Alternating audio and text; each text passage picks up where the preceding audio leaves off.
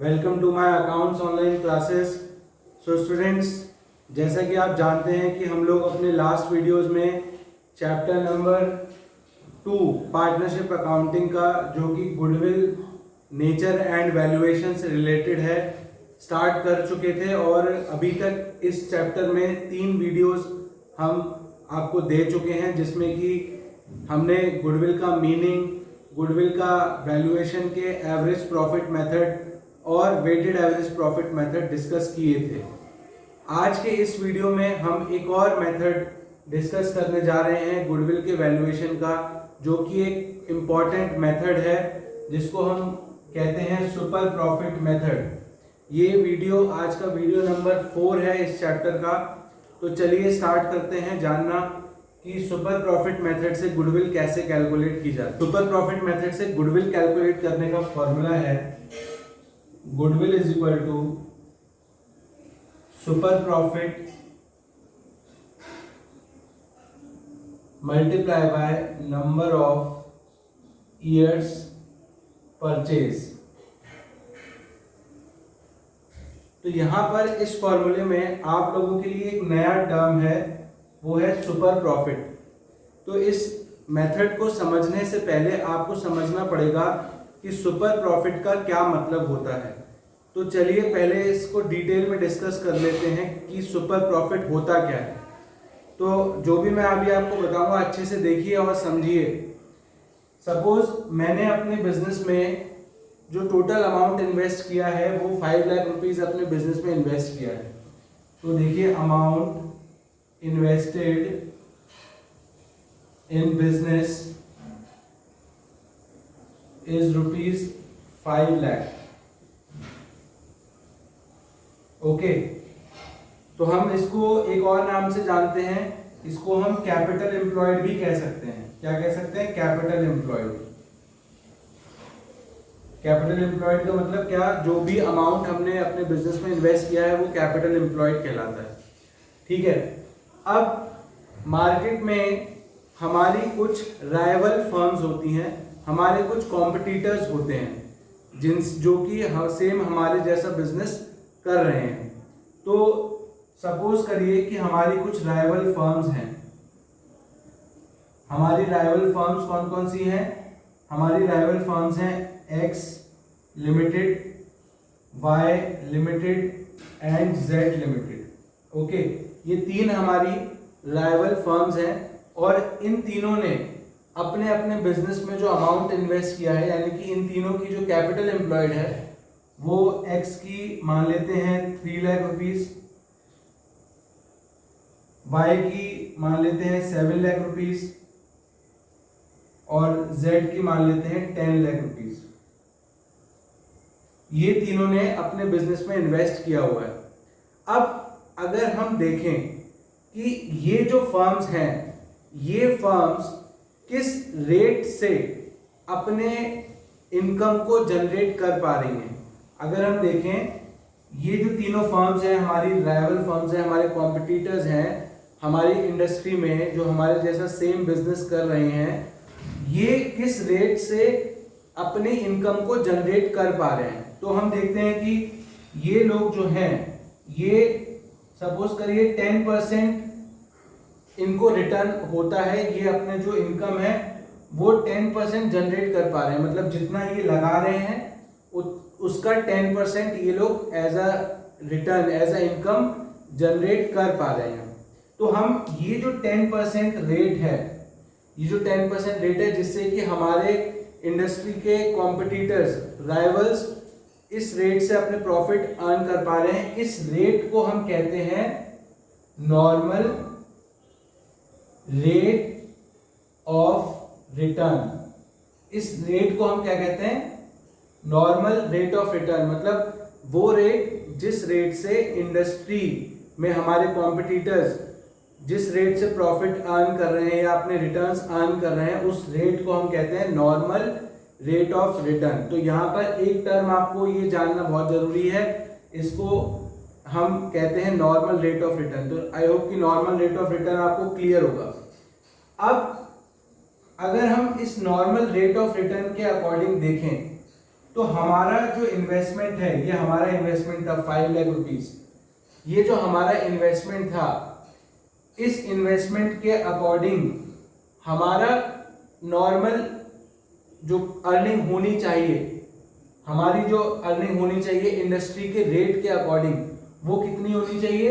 हमारी अर्निंग होनी चाहिए 5 लाख, क्योंकि हमने 5 लाख इन्वेस्ट किया है। और जो हमारे इंडस्ट्री के नॉर्म्स हैं जो कि 10% बता रहे हैं रेट ऑफ रिटर्न, तो उसके अकॉर्डिंग हमारा जो रिटर्न होना चाहिए वो होना चाहिए 50,000 रुपीज। ये 50,000 रुपीज हमारा क्या होना चाहिए? एज हमारा रिटर्न, यानी कि हमारा प्रॉफिट होना चाहिए एज पर इंडस्ट्री नॉर्म्स। तो ये जो हमारा प्रॉफिट निकल के आया, इस प्रॉफिट को हम नाम देते हैं नॉर्मल प्रॉफिट। क्या बोलते हैं? Normal profit. तो यहां पर एक और इंपॉर्टेंट टर्म आपने सीखा कि नॉर्मल प्रॉफिट क्या होता है। यहां पर आपने 2 टर्म सीख लिए, एक सीखा नॉर्मल रेट ऑफ रिटर्न और दूसरा आपने सीखा नॉर्मल प्रॉफिट। तो एक बार इन टर्म्स को अच्छे से और जान लेते हैं। नॉर्मल रेट ऑफ रिटर्न क्या है? The rate of return by which our rival firms or competitors are earning in the industry, so it is called normal rate of return। ठीक है। और normal profit क्या है? Profit which is calculated as per the normal rate of return of industry। वो profit जो हमने normal rate of return के according calculate करा है अपना। ठीक है। तो अब मैंने अपने बिजनेस का नॉर्मल प्रॉफिट कैलकुलेट कर लिया, वो आया 50,000 रुपीज। क्लियर? लेकिन जब मैंने अपने बिजनेस का एक्चुअल प्रॉफिट या फिर हम इसको एवरेज प्रॉफिट भी कह सकते हैं, एवरेज प्रॉफिट कैलकुलेट किया जो कि मेरे बिजनेस को वास्तव में हो रहा है। ठीक है। ये जो नॉर्मल, ये तो प्रॉफिट था 50,000, ये एज पर इंडस्ट्री नॉर्म्स था, ये नॉर्मल प्रॉफिट था। मेरे जैसे और फर्म्स 10% रेट से अगर जनरेट कर रही हैं, तो मैंने भी अपना 10% से निकाल लिया, वो मेरे लिए हो गया नॉर्मल प्रॉफिट। ठीक है। लेकिन मेरा एक्चुअल या एवरेज प्रॉफिट जो है वो आया मेरा, मान लीजिए 90,000 रुपीज। ये मेरा जो एक्चुअल प्रॉफिट आया वो आया 90,000 रुपीज। ठीक है। तो अब मेरा एक्चुअल प्रॉफिट मेरे नॉर्मल प्रॉफिट से ज्यादा है। इसका क्या मतलब है? इसका ये मतलब है कि मैं, जो मेरे राइवल्स हैं, जो मेरे कॉम्पिटिटर्स हैं, मैं उनसे भी उनकी रेट ऑफ रिटर्न से मैंने अपना प्रॉफिट कैलकुलेट करा, नॉर्मल प्रॉफिट। मैं उस नॉर्मल प्रॉफिट से भी ज्यादा अर्न कर रहा हूं। तो ज्यादा जो अर्न कर रहा हूं, इसका मतलब क्यों अर्न कर रहा हूं ज्यादा? क्योंकि मेरी मार्केट में गुडविल है। तो यहां पर अब मैं आपको बताने जा रहा हूं कि सुपर प्रॉफिट का क्या मतलब होता है। देखिए,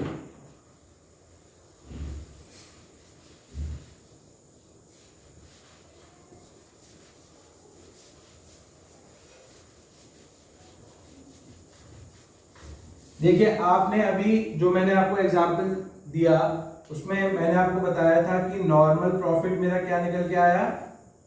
नॉर्मल प्रॉफिट क्या आया था मेरा? 50,000 रुपीज। ओके। और मेरा एवरेज या एक्चुअल प्रॉफिट कितना था?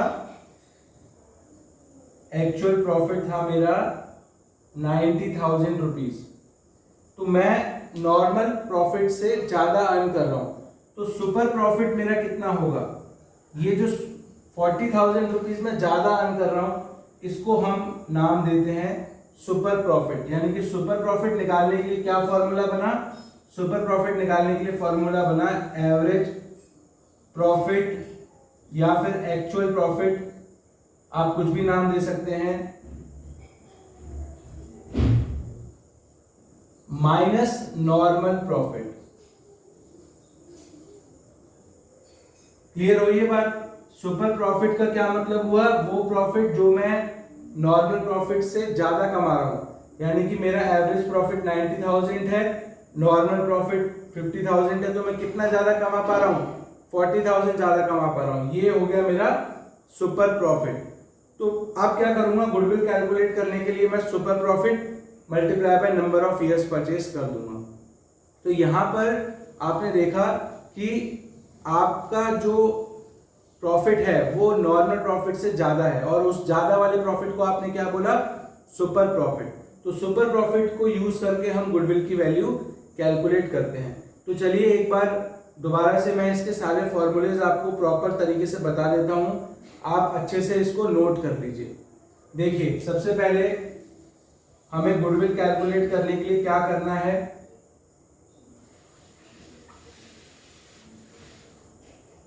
हमें गुडविल कैलकुलेट करने के लिए super profit into number of purchase year लेना है, जिसमें कि सबसे पहले हमें सुपर प्रॉफिट कैलकुलेट करना पड़ेगा। अब सुपर प्रॉफिट कैलकुलेट करने के लिए हमें एक्चुअल प्रॉफिट या एवरेज प्रॉफिट, कुछ भी कह सकते हैं इसको, माइनस करना पड़ेगा नॉर्मल प्रॉफिट। अब एक्चुअल प्रॉफिट तो हमें पता होता है, अगर हमें नॉर्मल प्रॉफिट नहीं पता, नॉर्मल प्रॉफिट, तो नॉर्मल प्रॉफिट निकालने के लिए हमें क्या करना पड़ेगा, कैपिटल एम्प्लॉयड, जितनी भी हमने अपने बिजनेस में कैपिटल एम्प्लॉय कर रखी है, अमाउंट इन्वेस्ट कर रखा है, into normal rate of return upon 100।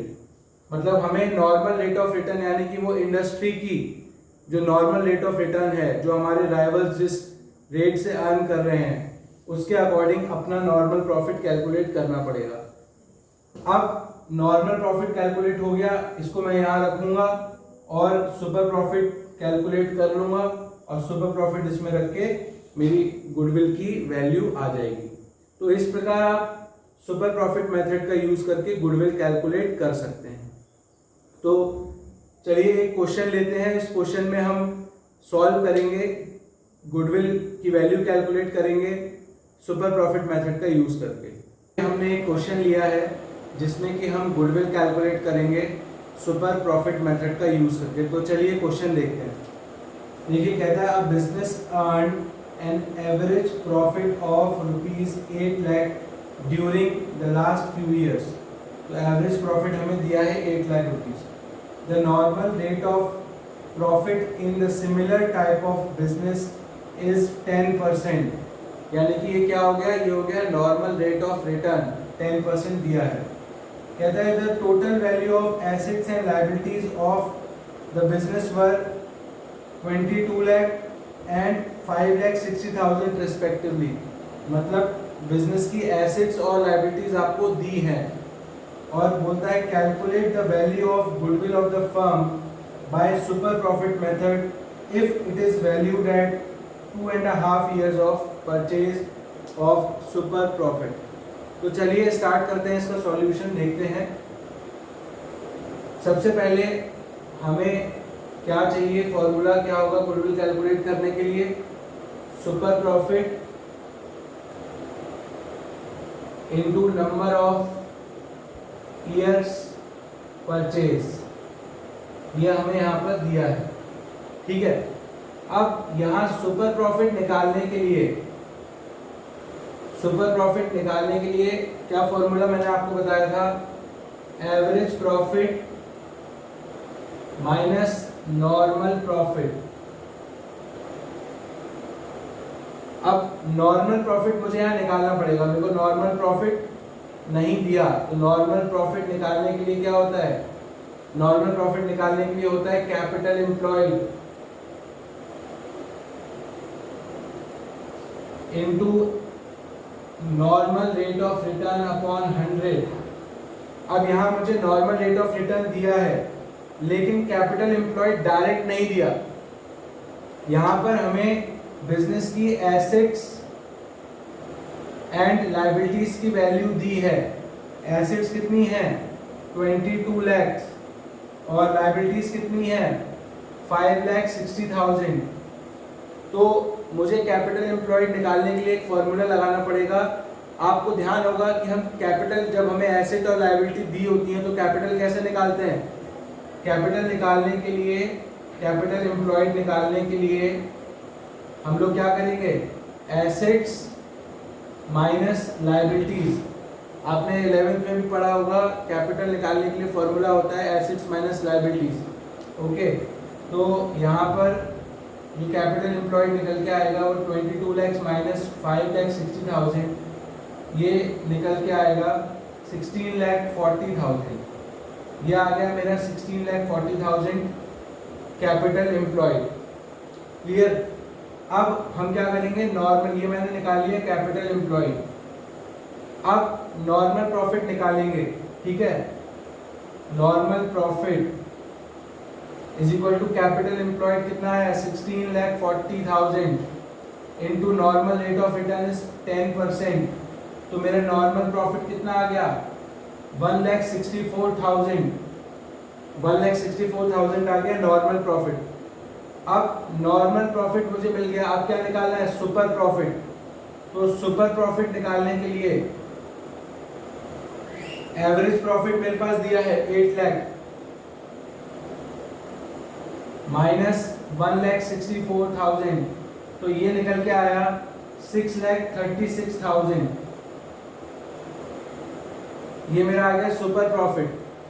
अब गुडविल कैलकुलेट करने के लिए मुझे क्या करना है, सुपर प्रॉफिट यहाँ रखना है into number of purchase year हमें दिया हुआ है। तो देखिए मैं यहाँ पे कैलकुलेट कर रहा हूँ, goodwill is equal to super profit कितना हुआ, 6,36,000 multiply by 2.5 years of purchase, 2.5, तो ये निकल के आएगा आपका 15,90,000। तो इस प्रकार आपने देखा कि कैसे हमने गुडविल की वैल्यू कैलकुलेट करी। गुडविल की वैल्यू निकल के आई 15,90,000। तो ये था सुपर प्रॉफिट मेथड। आज के वीडियो में आपने सुपर प्रॉफिट मेथड सीखा और आप आगे इसको और अच्छे से सीखने के लिए इसके क्वेश्चंस ट्राई करते रहिए।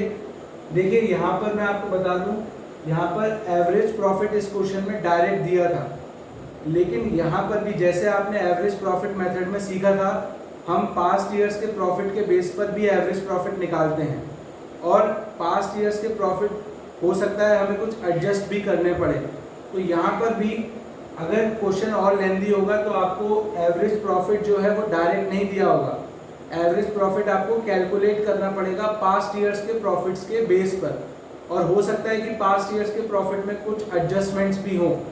तो ऐसा क्वेश्चन भी बन सकता है जिसमें कि एवरेज प्रॉफिट डायरेक्ट ना देके पास्ट ईयर्स के बेस पर कैलकुलेट करने के लिए बोला जाए और उसमें कुछ एडजस्टमेंट भी हों।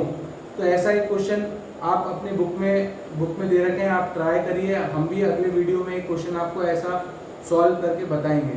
तो आई होप कि आज का जो वीडियो है वो आपको अच्छा लगा होगा और आपको जो टॉपिक है वो क्लियर हुआ होगा। और भी टॉपिक्स इस चैप्टर के सीखने के लिए हमारे साथ जुड़े रहिए, हमारी वीडियोस को देखते रहिए। आज के लिए इतना ही, थैंक यू।